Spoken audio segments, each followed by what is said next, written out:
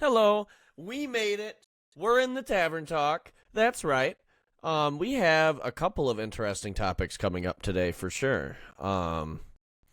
We have what do we expect from player housing? Yeah. And we're going to go over some of the topics and how we feel about those. Should peripheral exclusive mounts be a thing? Is that cool? We're going to talk about that too.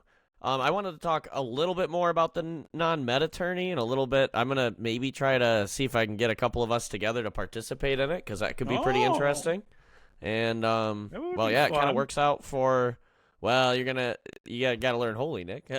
Nah, I'm good. My brain does not work that way. We already have a healer. We'll just take Holy. Right, I guess. Yeah, you got to. Anyway, moving on. Yeah. And we have a new. Now that we've had some time in this mythic system, and I would say we've felt some time in the 10 key levels, right? Yeah. We're going to talk about how we feel. Nick, do you want to start us off with how maybe your expectations or how you feel about the housing in general, like after the announcement? Like, I'm pretty hyped for it. No, I think overall the announcement, it was awesome. I think it's going to be great. A great addition to Warcraft. What I am worried about is something you and I have both talked about online and off, of if they become too powerful, and are we going to look at Garrisons 2.0? Now, granted, Blizzard has stated, multiple individuals from Blizzard who've worked on it have stated that they've learned the lesson with Garrisons and they're not going to be doing anything that becomes like, powerhouse for a player or whatnot. Right. Because they still very much want the social aspects to stay, which I know I didn't even know this, but you had talked about it before the show with Final Fantasy and how they do their housing setup. Housing is incredibly limited in Final Fantasy XIV, with limited instances known as wards where these houses are available, and limited numbers of the sizes of house available, be that small plots, medium plots, or large plots. I mean, even ESO has a decent one.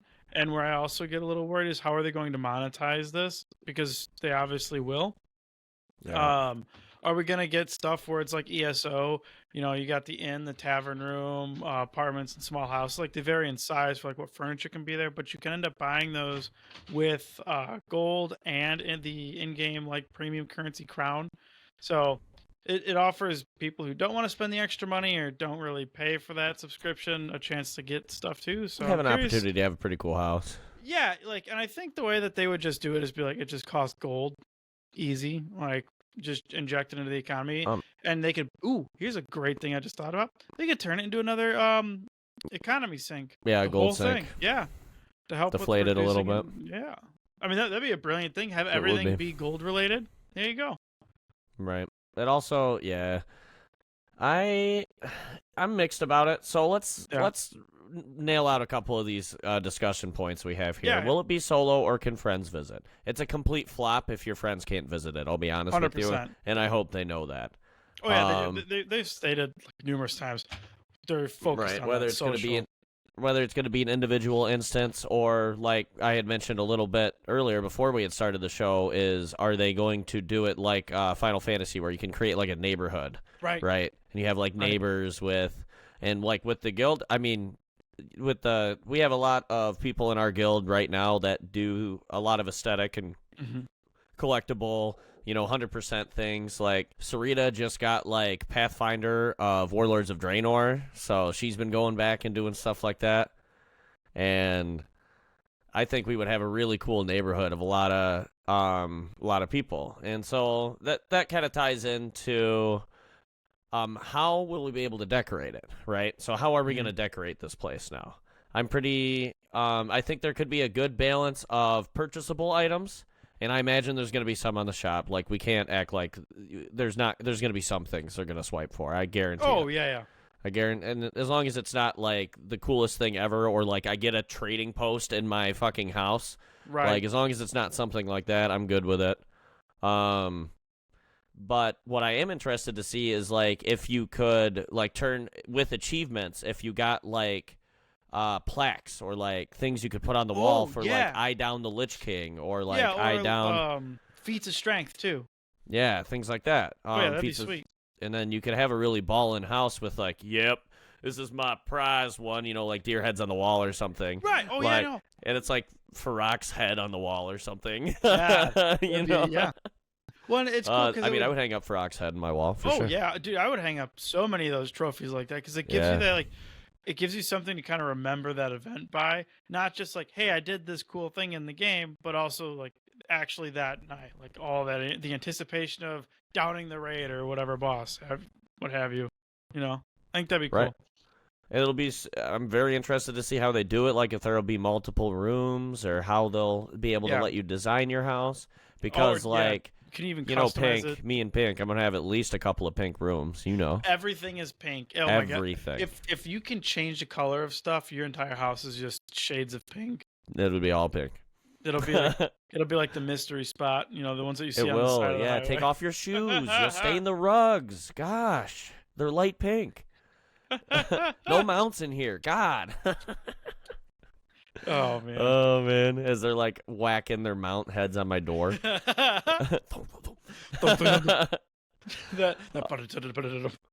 Now, this was a question that actually our next topic I didn't even really think about. How is this going to work with like war bands? Yeah. Can you make it like kind of like a communal home kind of deal, or not if you don't want, or like will they have a menu in game where I check the boxes on what characters I want this house to be? Are characters outside of the warband going to get another house? Like, or how is it just warband only? Like, is it or is it character specific? Yeah. Well, the easiest way to do it would be character specific, right? Oh, definitely, yeah.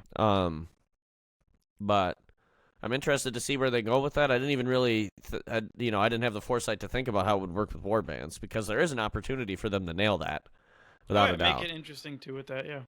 Right, because if it has enough rooms and I can customize, I can make like a pink Suki room, or, or a pinky room, or a pinkamina room, for example, right? Yeah. And then it could be kind of cute, actually. Oh, there's a lot of cool things they can do. Yeah. I don't necessarily expect that. I imagine it's going to be character specific at first, if I had to guess. Yeah, I don't think that they're going to do anything special with the war bands because they haven't really talked about it. But it is interesting. Well, they haven't really said anything. But. Yeah, I mean, overall, yeah, they haven't said much, but we can also gain where they're not going with, like, when it comes to the garrison stuff, right? They don't want to make it overpowered. Stuff like that. It's comments they have made. There hasn't been one about anything related to war bands, is all I'm saying. And yeah, that was our last question, really. I guess you kind of nailed it on the head there. They say time and time again that they've learned from garrisons and that it ruins some of the social aspect of WoW. Yeah, they've from the interviews I've watched that and read that they've been in, they're very keen on the social aspect staying in the front of this build. So they don't want it to be Garrisons 2.0, basically, is what's been reiterated. Now, are they actually going to produce that is the next question. Right. Like, will they stick to it? Anyway, let's move on from player housing, because I think we wanted to get onto one. What was this thing about mounts you had in here, Jordan? So, should peripheral exclusive mounts be a thing, and how cool is that?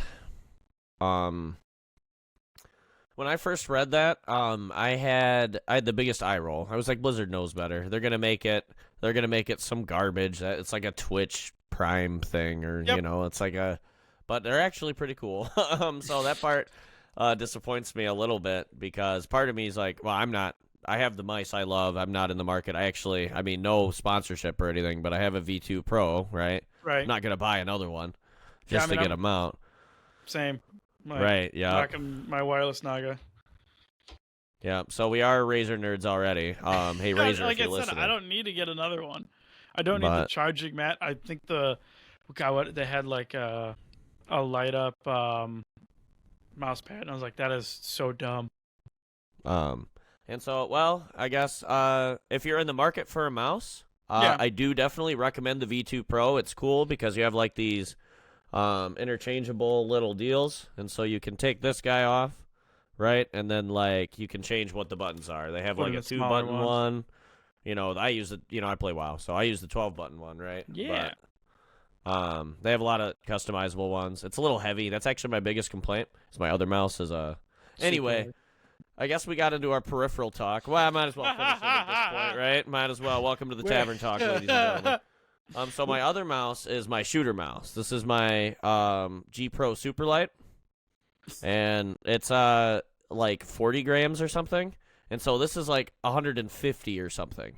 And I also this one the battery lasts like months on this guy. This one, it's like, even though I have it lit up pink, I mean, you know me. But it only lasts like probably like 20, 25 hours, I would say, which is actually, that's my biggest complaint is the battery life in it. Yeah. Because once you go wireless mouse, the cord just, Are we just turning this into a Jordan build? I don't think we should go for the whole build. Let us know in the comments down below if you want me to talk more tech, and maybe we'll have the Jordan Tech segment, maybe. That'd or be something. fun. It would be fun, maybe. We'll see. But this is a World of Warcraft podcast. But let me know in the comments down below, Yes. especially if you want to know how to build a WoW computer for cheap or something. We can maybe do something like that. That would be fun. That would be really fun. But anyway, moving on. So Nick, I talked a little bit about the non-meta tourney. Yeah. What do you think about it? Do you think it'd be fun to participate in, fun to watch? Yeah, no, it would be awesome to get into because, I mean, going as a Ret Pally normally and then not being able to do what I know is going to make it fun as a DPS. And like, as a tank, I don't even know what I would go. Man, like, Prot Pally and Ret Pally are both not available. It's only Holy Pally. And I don't do Holy Pally. Like, I've learned that. I just can't. That does not tickle my brain right. I mean, I would go do it as a Demonology Warlock. I'm not saying it'd be good, but I'd do it. Maybe a Subtlety Rogue. I don't know. Yeah, Subtlety or It'd be fun to just participate, I think. Oh, yeah. I'm just thinking, like, Paladin's not available, so I gotta be like, what class is close that I could probably relearn decently again? Yeah, No, I'm a little disappointed. Mage is out. Arcane and Frost are both out, so I'm only got Fire. I'm not playing Fire. And so you still got Preservation Evoker. You can Preservation and Devastation. Oh yeah, that is true. You can do both. And Prot Warrior also made it on, and then I'm pretty sure one Fury or Arms, one of them did. Arms Warrior did. Oh, Fury's too good. I knew it. Yeah. It's gone. So yeah, we'll have that linked in the description down below. But I thought it was really interesting. Especially if you're the kind of guys that are always like, the meta's stupid. I play what I want. And you have like 5 dudes that are all playing that. Then, dude, this is your tournament, bro. Get in there. Go be not meta, baby. So this is the big topic. This is probably going to be the title topic. Maybe not. I guess we'll see. But now that the Mythic system has aged some, how do we feel about it? You go. You take this one. I'll go first? Yeah, I took first the other big one. So I'll start with what some of the feedback I've heard from some of the friends I've been playing with, and friend of the podcast, Sully. She came on a while ago. Now it's been, but she wasn't a big fan of the essentially the key increments are farther apart. Mm-hmm. It feels less of a gain to get 1 key by 1 key and then only get up to like a 5-6 and then get beat back down, and then it doesn't feel super good. But when you were like crunching, old keys back in the old system in Dragonflight, you would, go sometimes all the way up to like 15 and then do back down to 11, and then, it was more incremental. Yeah. Because I'm kind of torn on it. I don't know, because I like where Mythic Zeros are at, to be honest with you. Okay. It's a little bit of a wake the heck up with some of the new people I have coming up. I'm pretty nervous about, I won't call them by name, but they just blindly stand and stuff while questing, and I'm goodness. Did you have them use DBM?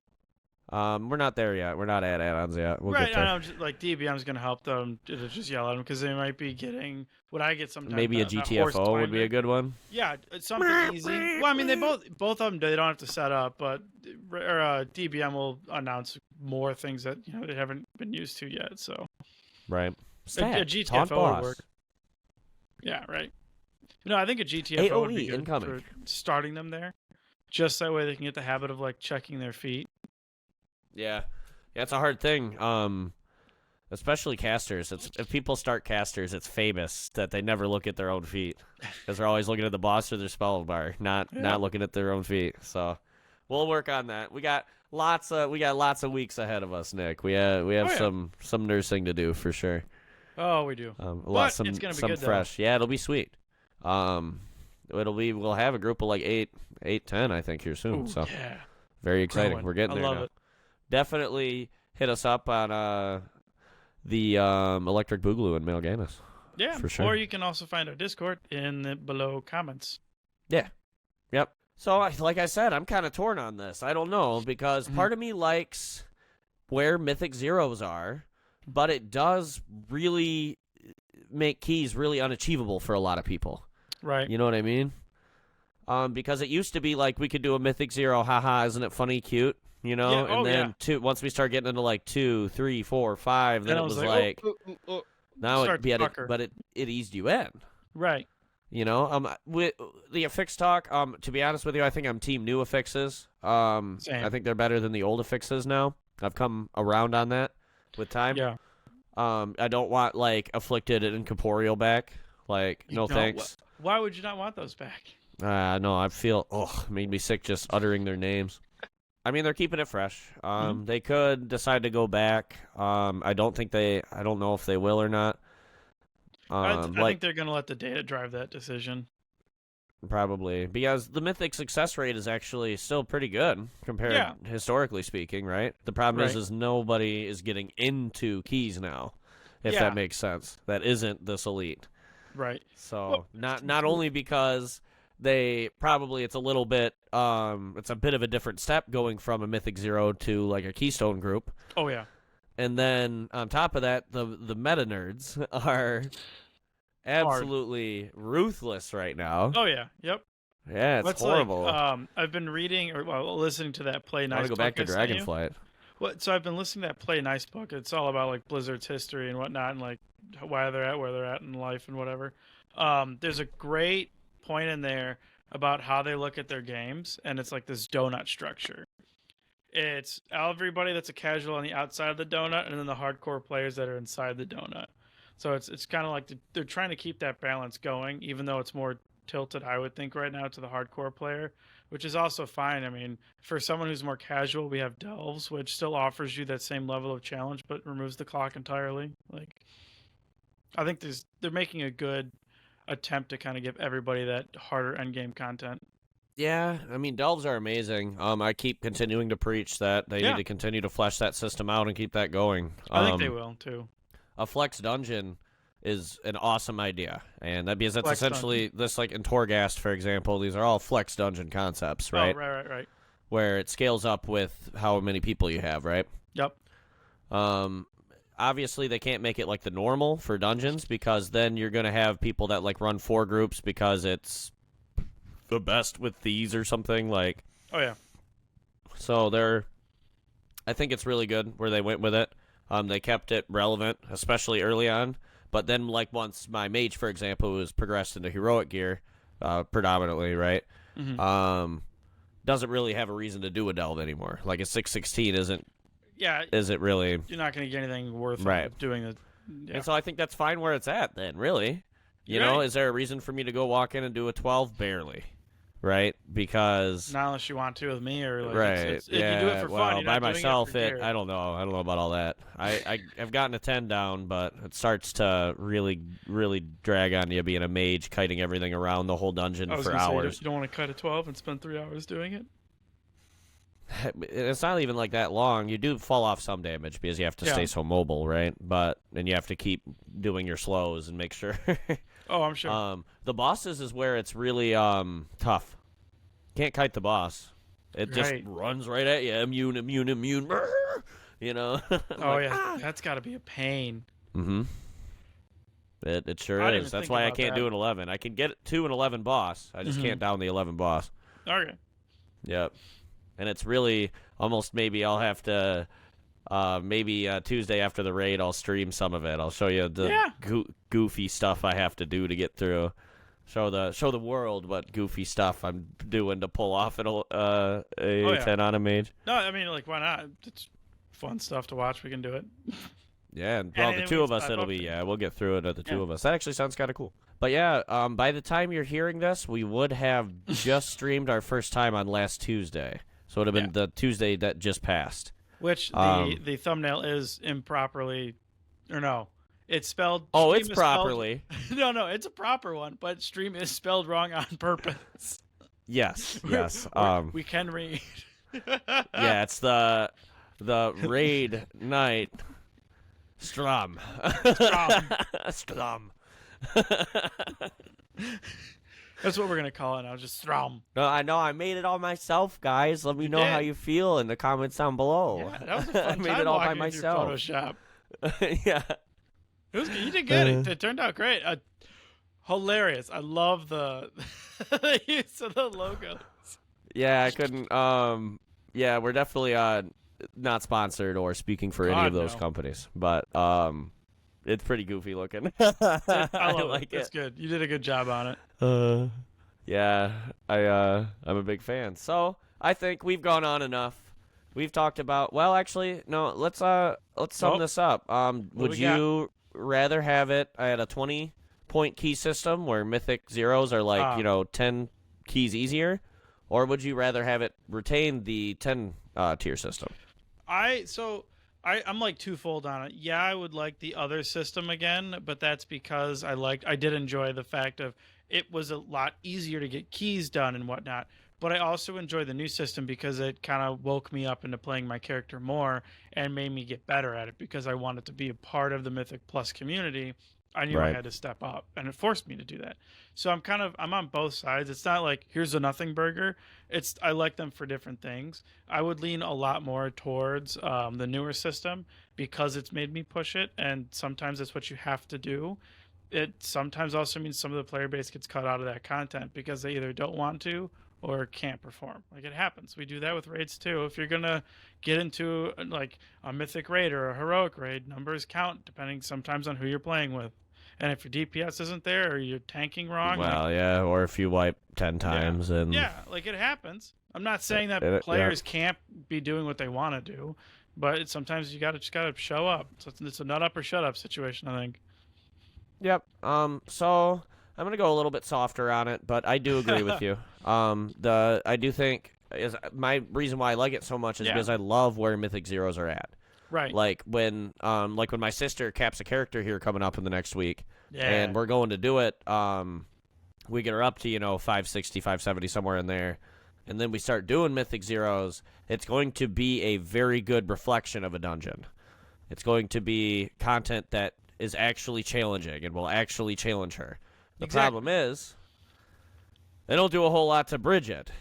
No, yeah, and that it's one of WoW's or Blizzard's I guess best known thing. They're horrible at teaching the game sometimes. Yep. And that you're right there. Like there's no.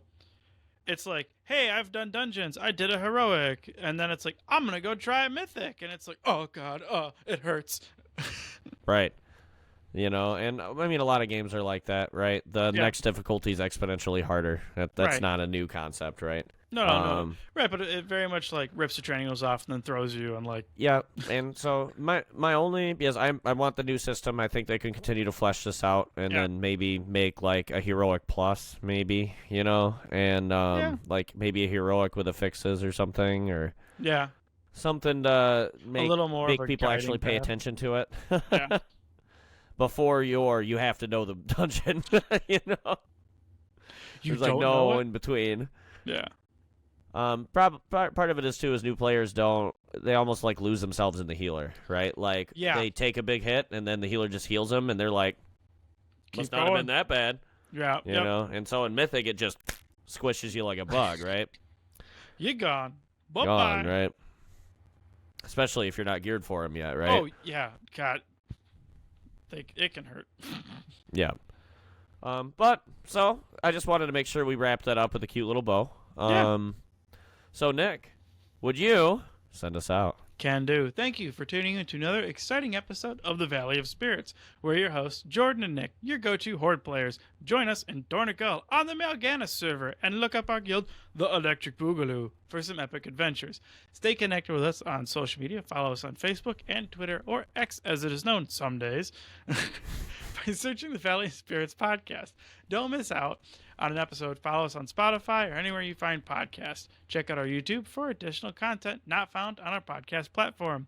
And until next time, may your quest be glorious and your loot be plentiful. And as always, for the Horde!